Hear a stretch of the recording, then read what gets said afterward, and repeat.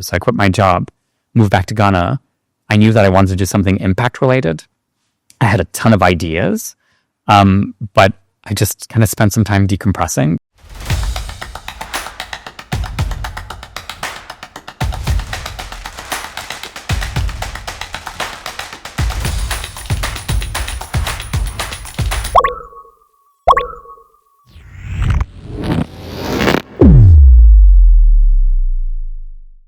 Hi, I'm Cage. And I'm Asha. And welcome back to the CelereyPod. Today we have an awesome guest that will be taking you through a very interesting conversation with. But to get started, most of us have to navigate systems, be it political, economic, or social systems we didn't necessarily create. And today we have someone who has been able to sort of not only navigate those systems, but ascend to the peak across academia, finance, and the like. But despite excelling in those areas, he decided to step away to create something that was important for him, that was meaningful, and build a bank, it sounds like. So, Tarek, it's great to have you here. Thank you. Give us an intro on who you are, where you were born, aside from some of the interesting things you've done. We want to hear all about it. I'll address it first so that people know where I'm coming from. My name is Tarek Mouganie, and I'm from Ghana. I was raised in Kumasi, moved to the UK when I was 12, and returned back to Ghana about 13 years ago now. I'm the founder of a bank called Affinity Africa. For anyone who's based in Ghana, please download the app. All you need is your Ghana card to open an account. I have to do a plug, and not they'll yell at me, okay? We launched 15 months ago. We have 125,000 customers, 70% through word of mouth. All our accounts are free. There are no monthly fees, and you get interest of up to 14.5%. And what's wonderful as well, too, on the platform... This is a massive plug. It is a massive plug. You asked me what I did. I can say these things, right? You know? You also qualify for loans as well. You get everything on there. But anyway, it's. I started this journey about 10 years ago, and we launched about 15 months ago. And that's what I've been doing. Excellent. And when you say you were born in Kumasi, do you mean Kumasi in Buckinghamshire? Yes, exactly. Yeah, that's Kumasi. Everyone thinks that. When they're sitting in Ghana and say Kumasi. You mean Ashanti region? Ashanti region, yes. Wow. You know your Ghanaian name? Of course, Monday born Kojo. Hey, Kojo Tarek. Well, actually, the funniest thing is my surname is Mouganie, and sometimes I get letters addressed to Mugabe as well too. So you can call me Kojo Mugabe. What? That's cool. People do get quite confused about that. And I think exploring your origin story, who were you growing up before the bank, university, all of these awesome experiences that you've had? Who were you before? What was the curiosity that was really inculcated into you when you were young? I think we were raised to be very curious people and kids, I guess. And my siblings and I basically were constantly asked to question everything, to ask questions, to be curious about our environment, about nature, about every kind of decision that was either told to us or that we wanted to make as well too. So I maybe I'll give an example that one of my mentors, who I lost unfortunately last year, kind of told me was my aha moment, that origin story where my whole life could have changed. And it was thanks to my mom. And, obviously having an African Middle Eastern mother, they're not easy people, to please, very strict and everything like that. So I'm just painting the picture here, right? It's the 80s. It's Kumasi. We were lucky. We traveled once a year. My mom would buy her supplies of makeup, and Pampers and everything that she needed basically for the whole year, right? And it would be in storage. And everything was meticulously measured, right? Including like the shampoo. And it was really hard at the time, you couldn't find a lot of things kind of growing up. And I remember my mom kind of put me in the bathtub to shower. I didn't know how old I was. I'm bath tall. I don't know how old children are at that height. And she left the room for a few minutes, came back in. And of course, what I had done is emptied every single bottle of shampoo, every single washing liquid across everywhere, right? And I was mixing it up. So what would be the natural instinct for a strict mother to react to is to yell at you, right? And go, what the insert expletive are you doing here, right? She didn't. She just stopped. She looked at me and she goes, what are you doing? And I looked at her and I said, I want to be a scientist. I want to be an inventor. I'm mixing chemicals. I'm inventing something, right? Do you know what she did? She said, okay. She scooped up all the shampoo, put it back in the lid, and she said, okay, why don't we start with baking? We can make some bread together, etc. We can cook because it's a science, and then we can explore this together, right? My grandmother came to visit. My grandmother was born and raised in Kumasi as well too, and she left to the UK with her British overseas passport at the time. She was visiting us for Christmas, and my mom asked her to get me a chemistry set. Now, I come from a family of entrepreneurs, so like science and chemistry is not a thing that's done, right? So she was like, this is a strange child, but I want to encourage it, right? So my grandmother arrives, and for Christmas, I get a chemistry set. I'm so excited about it. I'm like mixing everything up. Anywho, cut to whatever, 20-something years later, my mom comes to visit me in university. I'm doing my PhD at the time. I'm in a lab coat with test tubes everywhere, right? And she looked at me and she said, do you remember as a kid, the first thing you asked for, what we got you was a chemistry set? And it was so simple for her. Had she had yelled at me, my whole life would have been different, right? It would not have encouraged me to do anything. I would not have been a scientist. Like, it would have been absolutely a completely different trajectory. And, God knows what I would have done, with my life. And I think that's probably like one moment that was, I'm sure, out of many, that I had people around me that influenced my career and what ended up happening to me. Sure. And do you think growing up in a household of entrepreneurs gave you that intensity when it comes to the rigors of your doctorate education that you were going to be subjected to? I think so. I don't think I'd like lean on the word intensity. I think it's harder now in Ghana because, there's a lot more happening. I think back then there were a lot more opportunities because there was a lot less. There's still not enough right now. That's why startups and the tech ecosystem is super important. But I think kind of what my family instilled in me was not necessarily the ability to manage intense environments, but to be resilient. To understand that these are your values, this is what you're doing, this is what you want to, that you can put your mind to it. They never forced me to do anything. They gave me every opportunity to explore what I was curious about. Of course, everything had to be legitimate, right? They're not going to indulge me in kind of crazy things. But once you put your mind to it, not to give up, to actually kind of be very measured and very intentional in your approach to the things you put your mind to. Awesome. And as you sort of speak about all of these experiences, one of the key words that keeps coming to my psyche is success. So as you went through all of these different experiences, what does success look like? What does success mean to you now? I guess success could mean a number of things. I think in the traditional sense, success could mean money, right? When you're earning a lot of money, like I did when I was at a hedge fund, it could mean that, you're successful. And I worked for a hedge fund for almost a decade, and it was probably one of the most miserable points of my life. So for me, I didn't find that as success, right? I think maybe perhaps like post-financial crisis, especially what's happening now with a lot of us that are returning to Ghana and wanting to do things here.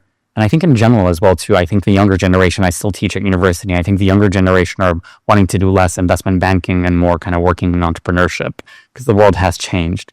I think finding things that are rooted in your purpose and finding, what your values are and finding something that allows you to explore them and to reach the goals of what that means, whether it is financial, whether in my case it's both financial and impact, because most of our customers were the first ever bank account and, most of them are women as well too. So there's a huge amount of like social currency behind what we do as well too, no pun intended, being bank and all that. But I think for me, that's what I define as success, like knowing what those measures are for you and making sure that you have the right framework and the right decision process to actually go out and get them. And it could be financial, it's up to you. Brilliant. But what was it in the initial stages that drew you to the buy side? Obviously, you became disillusioned later on. Yeah. But what drew you there in the first place? I didn't become disillusioned because it was the buy side. It was just a very, I don't think I've ever applied for a job. It's always been a little bit accidental. I wanted to be an academic. That's what I wanted to be. And I still want to be an academic. I like the theory behind things that we do. And obviously implementation kind of gets the results that kind of keep you going, right?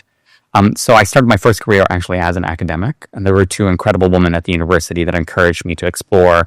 And I was obsessed with this idea of like financial services and the positive impact that financial services could have on the African continent as well too, in terms of generating companies, job creation, broadening taxpayer base, creating accountability as well too for our citizens. So all those things were very important. And there were two women at university that were really influential. They were studying international development at the time whilst I was doing my PhD. So when I quit, I actually pitched to investment funds to start an Africa fund. And it was in the early 2000s, before the financial crisis, before Africa was even like an asset class before any of the private equity firms were looking at. So I was hired by, at the time, it was the second largest hedge fund in Europe. I was hired by them to start exploring investing in Africa. It was a very liquid market at the time. I joined in 2006, I want to say, and then made 3 investments off balance sheet on the track record that we're going to start building a fund. And then the financial crisis hits. Everything got canceled. We were in 27 billion in assets under management, went down to 15 billion. 40 analysts were there. They fired 37 analysts. I was one of 3 that was kept. And so when that's all happening, all your friends are at university, went to university with them, you're fired from their jobs, right? You know, you don't quit, you don't do anything, right? You just stay where you are because certainty and a paycheck is all you kind of care about, right? And that's what ended up happening. I ended up being there for way too long, and I moved further and further away from my truth. And that was the issue I had. It wasn't with the hedge fund itself. They're my investors now. The hedge fund has morphed into it's the second largest in the world now. I think they have about $220 billion of assets under management. And the CEO is my former colleague and now runs the organization. And they're doing a great job and we're still very close. But it's just, I wanted to do something different. But I wanted to do something different from day one before I even joined the company as well, too. So was that level of uncertainty where you sort of pivoted into starting your own bank? It was a longer journey than that. So I think one of the things that being in an environment like that taught me, especially since there was so much uncertainty in the market, is that any change, whether it's a change in regulation, whether it's change in economic kind of environment, there's always an opportunity that comes out of that as well too. So it put me in that mindset, I think, to try and understand that when things go wrong, which they often do as a startup, as an entrepreneur, it's very important to understand what your options are and what to move on to do. So I think that was a starting base. But when I quit my job, again, thanks to my mom, I don't credit her enough for all the influence she's had in my life, but she said it was becoming intolerable and a bit of a, insert this expletive here again. And then I just thought to myself, what on earth am I doing here? You know what I mean? I've learned enough. I don't really care about managing people. I'm not in it for the money anymore. What is my purpose? I just turned 30, I think. So there's always those kind of moments as well too. So I quit my job, moved back to Ghana. I knew that I wanted to do something impact related. I had a ton of ideas, but I just kind of spent some time decompressing and recovering from it all, and worked very, very long hours and traveled quite a lot. Back to doing that now, but whatever. And I just spent some time just decompressing, meeting interesting people, and then trying to figure out basically where I could put most of my energy in to get the most out of it from what I was looking for. Another thing that I noticed that you've spoken a lot about this. I mean, it seems that there've been a lot of influential women in your life. Yeah. And I read up on, there being 60%, I think 60% of your customers are women. Yeah. What does that look like? How does that translate in terms of like the women and how they've been influential in this? So I think naturally Ghana lends to that because I think we're the only country in the world where over 50% of business owners are women. Right. I think Morocco is the second after that in the world. So I think naturally it's always going to be skewed that way as well too. But we actually worked with the British government on a grant to try and understand how we can support financial inclusion for women in particular. Because in countries where women are better educated and where there's higher equality for women, it actually leads to socioeconomic benefits. So birth rates go down. Women naturally take care of their kids a lot more than men do as well too. And so that was sort of like part of the agenda. It was also actually part of a commercial reason why we wanted to kind of bank women in particular. So as I said, I finally found something where I could have my cake and eat it too. Because what we noticed is that women were the ones that were most neglected. So therefore they were the biggest market that we could actually target. And we also noticed that women in particular didn't take risk as much as anyone else did, especially women in the informal sector. Because the closer they lived from like paycheck to paycheck, the less risk they took because they knew that if they got sick, if anything happened to them, income for their kids would disappear and education as well too and food as well too on the plate. So we designed our processes specifically for them because it actually made economic sense as well too, because we figured if we designed for them, it would design for all the other use cases as well too. So we kind of ignored men because they come to anything anyway. So that's sort of what I was saying. That is very true. So did you really see the best of the best get to the top? Where did power reside? Did you see those dynamics play out? Well, you mean like I thought you were still talking about women in the banking. Like, you mean when I was at the hedge fund? Or just in general as well, in terms of the organization you're trying to build as well? I think it's a number of things. I think it's luck has a huge amount to do with it. And by that, I mean being at the right place at the right time. Very much so. I think the second thing is your, I would say, disposition. I think if you don't have a high tolerance to suffering, you probably would not have lasted. I certainly would not have lasted at the hedge fund, and I certainly would not still be standing where I am today, still standing, doing what I do as well, too. So I think naturally the personalities that end up going to the top have had experience of both of those things. And that's what ends up happening. And I think something you do in the sporting world shows that you have a high tolerance for suffering as well. I'm aware that you are an iron. Yes. Yes, I am. In my youth. I think so. I think kind of, like I mentioned, kind of that resilience is something that's very important, and the tenacity as well to stick to something is very important. And the one thing with long distance sports, so, you know, I used to do marathons, and then obviously Ironman is slightly different. And I would say lonelier as a sport, you know, when you're out there on the field, racing for 9-10 hours on your own, you know, where you can't listen to music, you're not allowed to do any of those things, especially when you're an athlete that's competing professionally. It's very easy for your mind to go to very dark places. You can bring out all the problems of your life, your, you know, breakups, your losses, your failures and all that. Or you can really toughen it out and really tell yourself, you know what? You just have 26 miles left to go for the race to end, and put yourself in a positive mindset where you just focus on the things that are attainable, achievable, that you know you are in control of as well too. So I think it definitely puts you in that mindset. But maybe if you'll allow me to indulge, I actually want to talk about it's not that hard to do an Ironman, by the way. I think once you sign up to it and you get a coach, you can do it. You know, frankly, you know, I've seen people with no limbs doing an Ironman as well too. So once you get your head there, you will be able to do it. The biggest achievement that I'm proud of is actually when I came back to Ghana.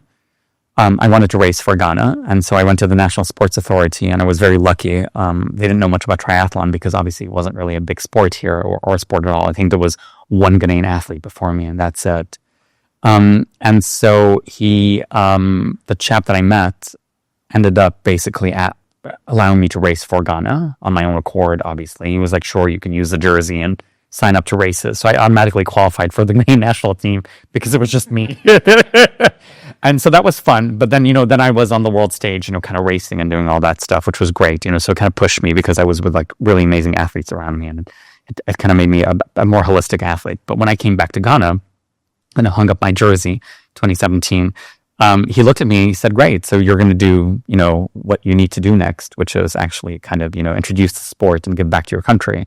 I said, nah, I'm building a bank, you know, that's taking a lot of my time. He goes, no. Like, we asked, you know, we granted you the permission to race for Ghana, so you're going to do this for us, right? And I was like, oh, wow, this is not something I can turn down.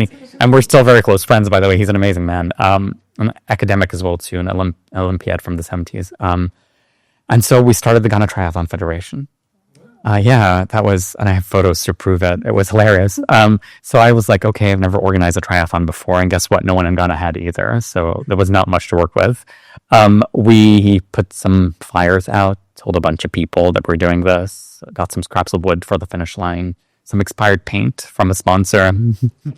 The University of Ghana allowed us to use their campus for 2 hours on a Sunday morning because everyone was at church, so it was going to be empty anyway. So we're like, we'll close the roads down for you, give it the pool, and you can run around and do whatever it is that you're doing. It was like, great. So got there at 2 a.m. on a Saturday, well, Sunday morning, I guess. The race was Sunday morning.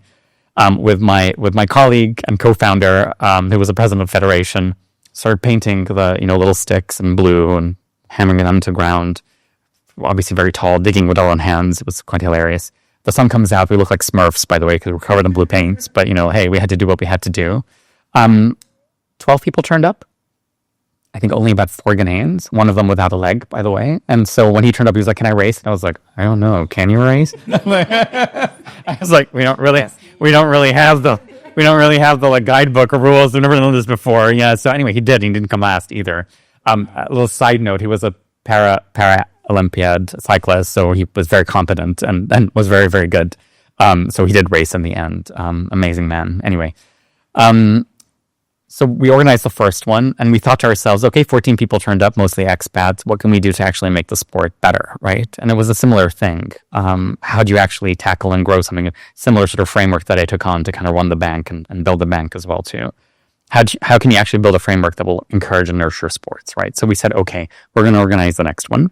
We're going to organize the next one. We're going to do different distances so that, the longer ones don't kind of scare people off. We're going to introduce relay races. So let's say the three of us wanted to do it. You tell yourself you don't mind swimming. You're happy to do a 5K jog. I don't mind doing a 10K bike because I've got a bike. It's fine. We can group up together and do a relay together, right? So you go off on the swim. You high-five me, I go off on the bike, I come back, I high-five you like a relay, and you do the 5K run, right? So we started getting people in, and we did, those that were under 18, then we did women-only races because maybe it was kind of easier as well, too. And then all of a sudden we found that people like us who were bunching together were like, maybe I should learn how to swim.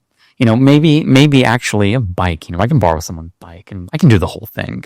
Then maybe the next time it was a group of two that were doing the relay. So they would do a swim, a bike, and then the same person would then do the run afterwards. And then all of a sudden they would put all three together. And at the end, and after a 5-year period when I was still kind of running it, before the bank got too intense, at the last race that I organized, we had just shy of 500 people, which is insane, in a country where the best swimmers in the world come from cities where they have the highest pools per capita, like Sydney, right? In a country where at the time we had 2 Olympic pools, Burma Camp and the university, right? Before the arena popped up by Corlebu. And so it was nuts. Like the university gave us the pool for free every, Saturday morning? I can't remember. Yes. And so in the mornings, we would just do free swim classes. Like you'd come in, we'd split out the lanes, like slower, faster, whatever. And then people would move up and they could see the results and stuff like that. So you just had to create the whole ecosystem to actually encourage people to get involved. And it was really quite amazing. It was really wonderful to see all that and to build something out of nothing in a very difficult environment as well too. It's fantastic. Again, a lot of luck in being at the right place at the right time, right? Yeah. Sign us up. I'll do the bike. You'll do the bike? Do the swimming. No way. I'm still learning how to swim. You said you were thick and tall. You slow, like you leader. It'll be fine. I'll do the bike. House and built off of resilience. That's so great. Like a lot of what you do is built off of resilience. It's not just me. It's any entrepreneur, as well too. Any athlete out there as well. It's all built around resilience. But again, if you know your North Star, you know what you stand for, you know what you care about. As long as you don't, throughout that process, disprove it, that just gives you more kind of ammunition to keep going. And Tarek, I understand that you got your PhD at 22. That's right. Where do I sign my son up? Send him to my school in Kumasi. I skipped a year over there. I did. I went to rich school in Kumasi. And the teachers were like, he's not very challenged in his class. And they were like, well, we're going to push him up a year. And my mom was like, great. I can brag to all my friends that my kid's super smart, right? So they did that. Then they shipped me off to London when I was 12. Same thing happened. They were like, yeah, your kid's not very challenged. My mom was like, another year? That sounds wonderful. So I actually started university at the age of 16. And so that's sort of what happened and how I ended up finishing early. Plus, on top of that, my PhD was in physics, but I was working as an engineer. And I was designing experiments. So it was a similar thing, whereas a lot of the other students who were British at the time, I wasn't British at the time. I just had a Ghanaian passport. I've naturalized as British now as well too. But back then I only had a Ghanaian passport. I had funding for 3 years, right? Whereas a lot of the PhD students through the UK government had funding for 5 years. So there was less pressure. So I was not taking a summer break. You know what I mean? I was in that lab every single day that whole time. I was like, money's going to run out. You know what I mean? I was like, I don't want any student loans. I'm going to finish this. I'm going to get this done. And that's what happened. Well, after that, I got my job at the hedge fund. Okay. Right. And then moved back to Ghana after that. So Tarek, what does it actually mean to be unbanked? It literally means to not have access to formal financial services. So typically, if you look at the informal economy and the informal sector, a lot of people still deal with cash. They go home putting cash underneath their mattress. They deal with transactions that are cash-based, and they don't have any access, basically, to formal financial services. In a way, it's a bit difficult. Ghana's had a good year. Inflation has come down this year, but a couple of years ago, you guys will remember that inflation peaked at 60%, right? Actually, it was at 68% a couple of years ago, but it was quite high. It was high in the whole world, but our economies have a great way of growing GDP quite quickly, but also growing inflation quite quickly when things are tough. So what does that mean? It means that at the beginning of the year, if you had 100 CDs, at the end of the year, it's worth 68 less, right? Which is terrible. It's worth, 32 CDs. Yeah, got that PhD, right? Putting it to good use there. So ordinarily, if you had access to ethical and affordable financial services, you would put that money into a bank account and it would grow for you. And so that segment of the market, believe it or not, are 60% of adults in sub-Saharan Africa. It's crazy. So that's the first thing. The second impact behind that is, unless there's information about affordability, like I don't know how much you earn, right? If you're only sitting in cash, how can I extend a line of credit to you? You know, businesses are created by two means. Either you save to start a business or you borrow to start a business. Those are your two options, right? And not everyone has the bank of mom and pop, right? Most businesses that are created in the rest of the world are actually through borrowing. So 98% of businesses in the global north are actually small businesses. It's crazy. There are over 50% of revenue that's generated governments are actually from small businesses. You know, income tax from small businesses, corporate tax from small businesses, VAT from small businesses as well too, which is really important. And they're huge exporters as well. Those numbers are like close to zero in our part of the world. A crazy stat that I heard today in a meeting that we had with one of our stakeholders is that the debt to GDP ratio in terms of loans that banks have in, let's say, a country like the UK is over 100%. There's an excess amount of availability for loans, basically, in the market, okay? The average for Africa is 27%. Do you know what it is in Ghana? 8%. It's crazy. We have high amount of unemployment because businesses cannot get access to credit, and therefore jobs cannot be created as well too. So the knock-on effect basically of being unbanked is really quite dangerous, not just for the individual and their financial, safety, but also for socioeconomic implications when it comes to our country as well too. And I'm guessing in Ghana that would be super difficult to kind of do because, there's a massive lack of education here. So there's definitely that. And I can tell you a bit more about how we do it and how we've approached it. So like historically over the last 20 years, there's been a lot of work done around capacity building, where it's a classroom-based piece of work where you get people in a room, you explain to them what inflation is, et cetera, et cetera. The average Ghanaian works 6 a.m. till 11 p.m. I mean, how many people here have a side hustle? I mean, I do. I have 2 side hustles, right? And I run a bank. Everyone in Ghana has a side hustle, right? We're busy people. You know, most of our customers work from 6 a.m. to 11 p.m. 6 days a week, and that 7th day they're with their family, you know? So that any element that's centered around kind of upskilling someone that takes away from their day-to-day job is a danger. You know, that woman that you see in the container store, if she goes to a bank branch, what happens? Revenue goes to zero, right? You know, anything that happens when revenue goes to zero, she's vulnerable, as I mentioned earlier on. There's a risk for like her kids not getting like food on the table or basically savings for their education. So what we ended up doing basically is we ended up building an ethical product. So you can open an account in 30 seconds, basically. We provide interest rate across all our accounts. Our highest interest rate is actually linked to treasury bills. So it's above treasury bills. So it's inflation linked. At the moment, it's 14.5%. So above what treasury bills are right now. So you know that at the end of the year, it's above inflation. And as long as you're a savvy and a responsible saver, you will be able to basically meet what needs you need to. And what we've done is we've embedded basically financial literacy into our products. So we've created the gamification, which is interesting. So when you open an account, you can fund it. For our high interest rate savings account, we're the lowest entry level. So the barrier to entry is very low. It's only 500 CDs you can open an account. So you deposit 500 CDs, you click what the terms and tenures are, and every single time you click around anything, it changes basically what interest you get. It shows you that you're earning this amount of interest. It also shows you when you create the account, and you can create an account in 10 seconds, basically. It shows you the maturity. It shows you how long you have to hit to maturity, how much interest you've accrued, how many days there are left. So we've actually embedded in the product to give you to empower you with insights of how your savings are, what your spend is like as well too. There are dashboards in there that explain to you like how much you spend on your education and everything as well too. So we've used a way of putting and developing literacy into our products to actually empower our customers to be better and more responsible customers, because it helps them manage your business better. It helps them beat inflation better when things are tough in our economy, which, every so often they are. And it helps them basically flourish as well, too, which is very important. That is super interesting. And this might be a silly question, but I want to know, is it done in different languages? Or? No, at the moment it's just in English. And we get asked that question a lot. So we have a contact center where you can call and it's 7 days a week and speak to anyone. So there's a lot of upskilling that happens on through that. But it's so funny because because we're app based, a lot of our customers actually get their kids to help them out.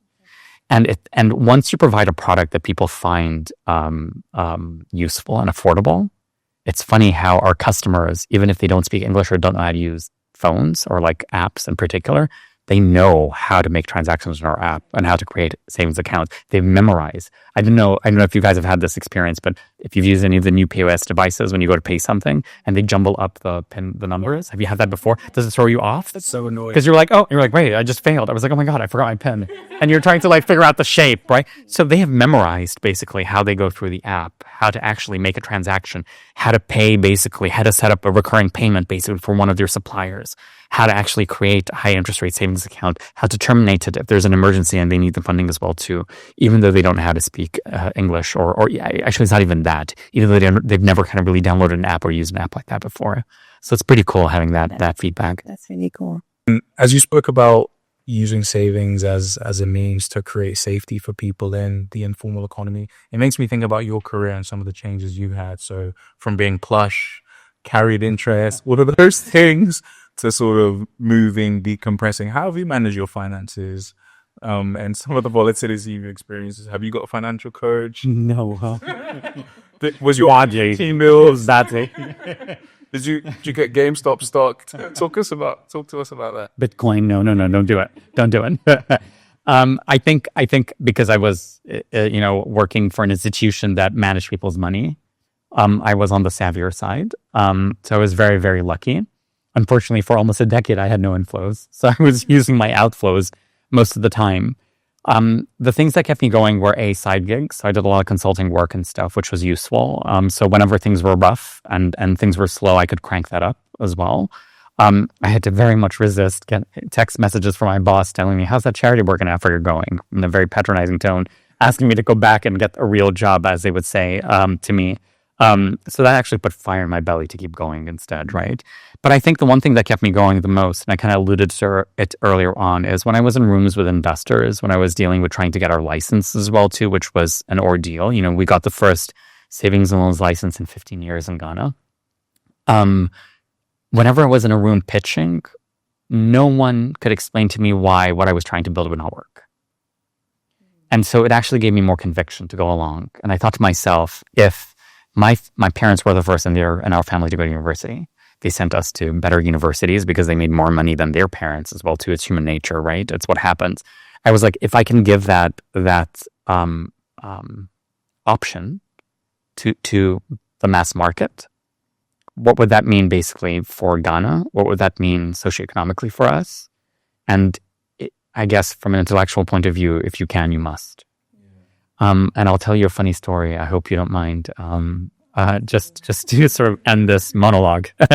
I was, obviously Africa Rising and all that stuff. And often people come to our country and our continent as well too, and are desperate for our content. And I'm that kind of person that's obviously not African presenting, but I am Ghanaian, right? So a lot of like white people in Europe look at me and they go like, he's one of us, but he's also one of them. So, if we're going to do anything African related, we'll invite him to come along to it because he's a safe pair of hands, which I'm often not. I just, I say it as it is. But anyway, I was invited. This is not one of those cases, but I was invited basically to speak at the London Stock Exchange.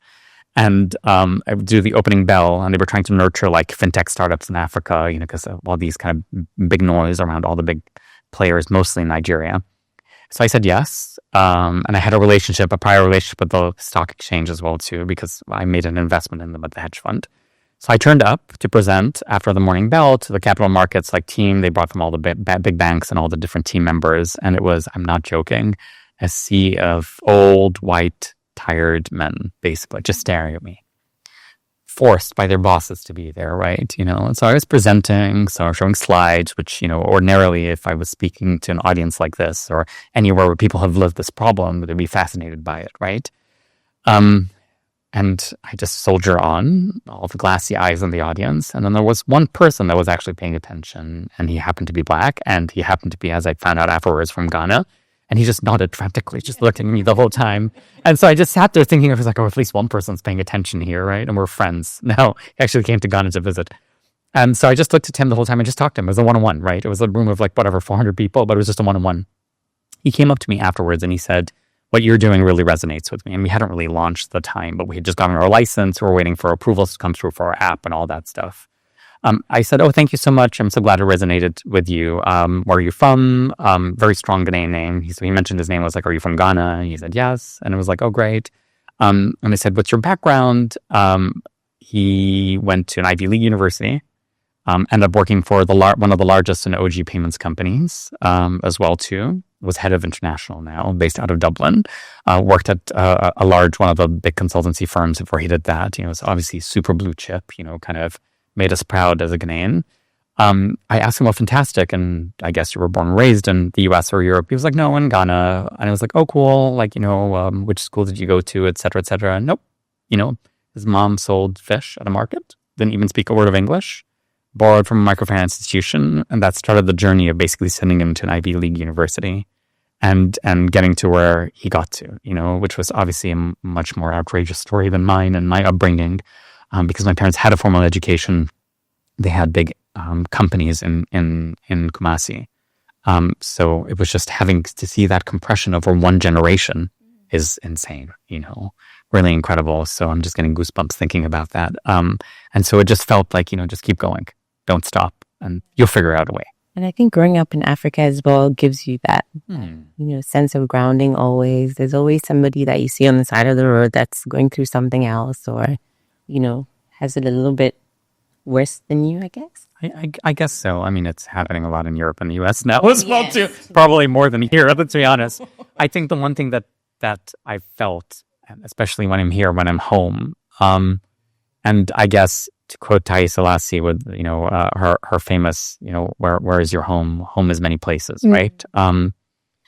And I do consider the UK home as well too, because it gave me a great education on the basis of my I guess career that got me to where I am today. So I have a lot of respect for it. But I feel like when I'm here, the one thing that I have, which I guess you were touching on slightly as well too, is really a sense of community. I feel empowered here. I have my family next to me. I have my customers next to me.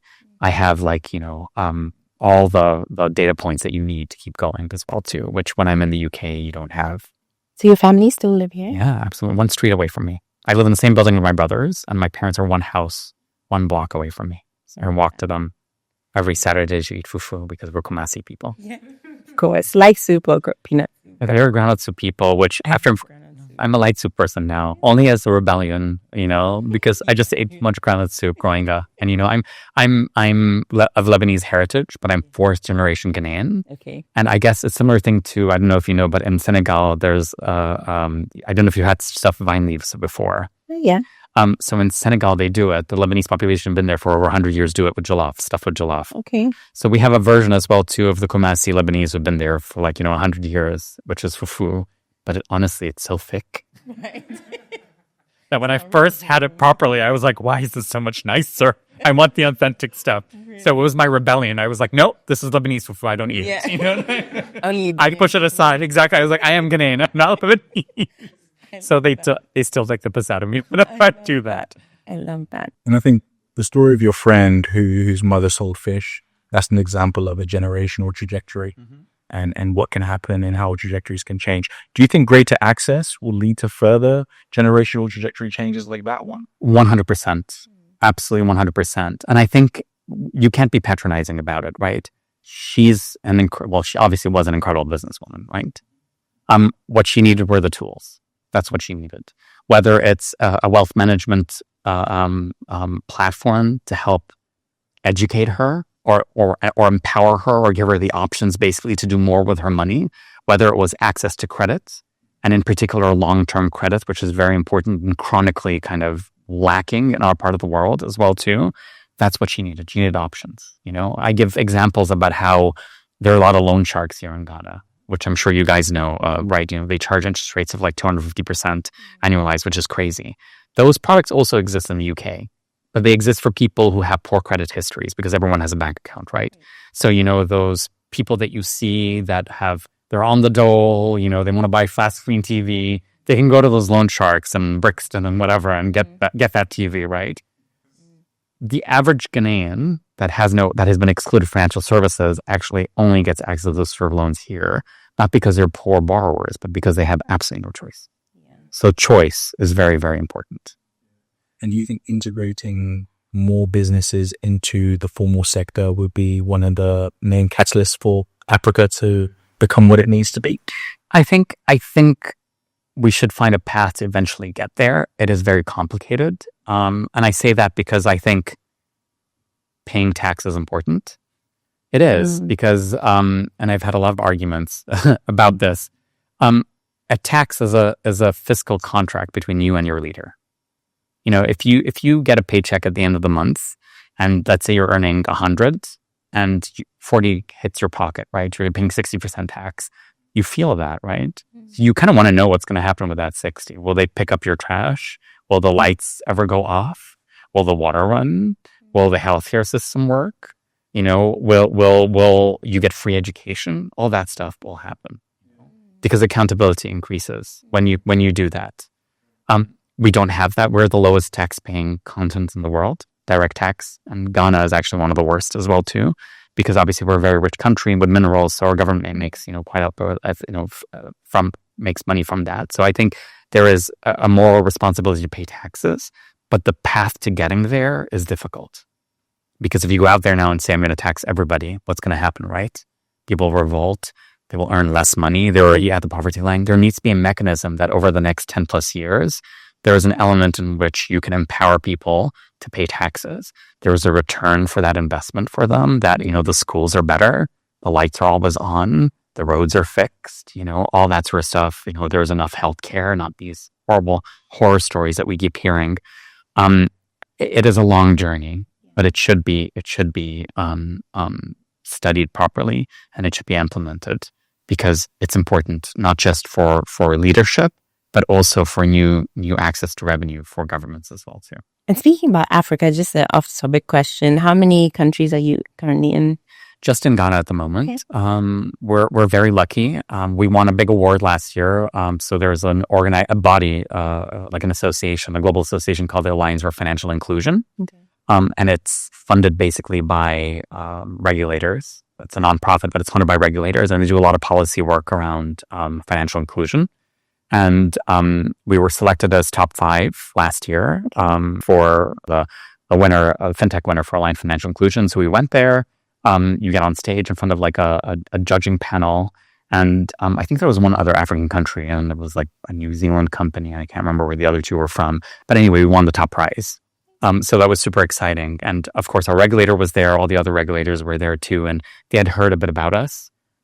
We just announced yesterday that we got a grant from the Cisco Foundation, which is pretty cool, around financial inclusion, specifically looking at women. UK government, thank you. UK government as well too has been supporting us as well too, especially around research and with their economic team. There are a couple of other foundations that support us. We won CB Insights, so it's the biggest list for fintechs globally. So they announced the top 100 global fintechs every year. There were only 2 African companies last year. We're one of the 2, so that's obviously big news. So I think all that kind of helped put us on the map. So what we're seeing now is a lot of governments are actually approaching us and saying, "Can we study your model?" And maybe there's an opportunity to actually launch in our country as well too. So we're beginning to think through that, but there's still a lot to do in Ghana. Yeah. Even after the 2 of you download the app, it doesn't move the dial that much. You download Celerey app? Yes. How about we go one further? How about we collaborate and we do a partnership? What about that? We'll come on your pod as well. Oh my God, I not have a pod. It's coming. Thanks. What would you have said to yourself 10, 15 years ago, looking back and say, hey, young Tarek? I'm not sure I can say it. Don't be safe space. Is it a safe space? Was it like YouTube? Yes. You're only going to get older, so have more fun now that you're young. That's what Aaron said. Yeah, I think that's a good one. I think I would have embraced more joy in my life. I think I grew up very, very, very serious, and I still think I'm relatively serious as well too. So I think we need to not beat ourselves up over it. And the moments of reconnecting with friends that mean a lot to you, that you kind of say, oh, tomorrow, tomorrow, tomorrow, and then it never happens. All those things should not be taken for granted. Yeah. As humans, we need to live in the present. Just live for today. For sure. Yeah. 100%. And a question we always like to ask our guests at the end, but if we gave you £1 million today, what would you do with it? You know, probably real estate. In Ghana? Anywhere. I'm overexposed to very risky assets, I would say. Sure, you have me on startups. A lot about locked up in there. I think, Europe's a bit messed up at the moment. A lot of people are leaving because of tax reasons, the UK in particular. I think I would swoop in there and, it's time for us to start buying assets out there, and maybe Africans can own the UK. Fair. It's not bad. Yeah. We have to find that £1 million for Tarek now. Yes. Doofy? So we've come to an end. Yeah. Thank you so much for your time. Thank you. For the education, for inspiring us in so many ways. I'm definitely leaving this conversation feeling energized, Yeah. right? And wanting to hopefully join a triathlon group. Yes, absolutely. So thank you for coming, and this is another episode of our pod. Cage, Asha? over and out. Thank you.